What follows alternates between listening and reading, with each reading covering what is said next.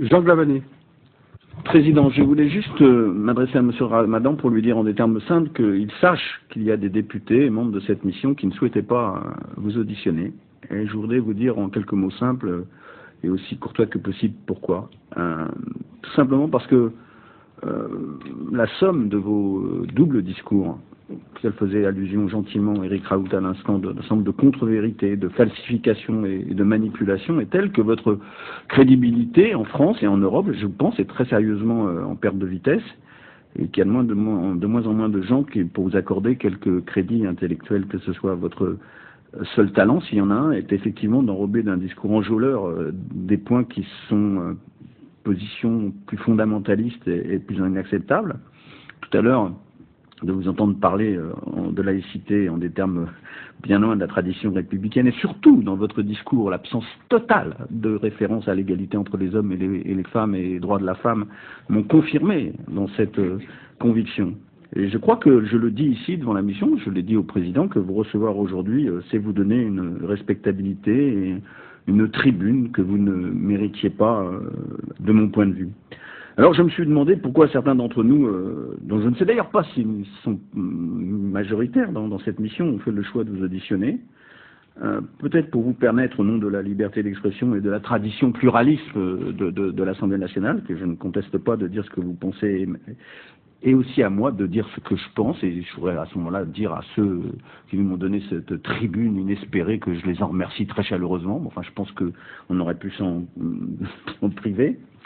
J'ai aussi bien entendu compris qu'un tel exercice avait des vertus médiatiques, comment dire, incontournables et exceptionnelles. Il n'y a qu'à voir l'assistance de journalistes aujourd'hui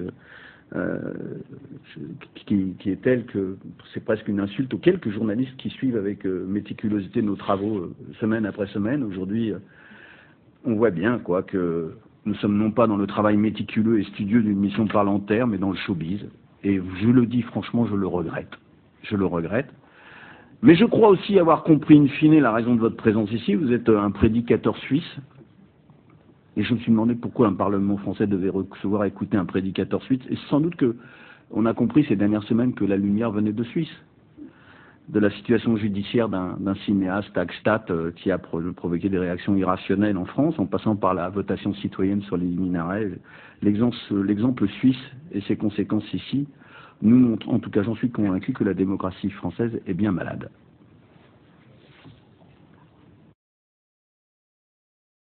Donc, pour aller vite, monsieur,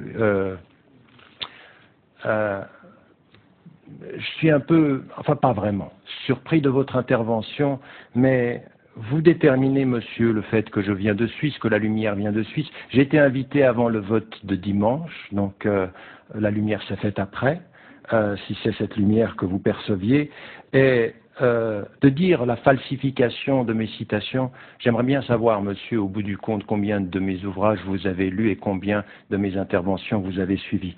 Monsieur, celui qui est en face de vous aujourd'hui n'est pas un prédicateur islamiste suisse, c'est un professeur d'université à Oxford, dont les livres sont étudiés dans 80 universités américaines, monsieur, 80 universités américaines, mais monsieur, qui depuis les 8 dernières années a été interdit de parole dans toutes les universités françaises. Posez-vous la question de savoir où est la liberté d'expression, cher monsieur. Plutôt que de me dire que j'ai un double discours, il faudrait savoir si la France est en train de perdre ses valeurs d'ouverture dans le débat critique.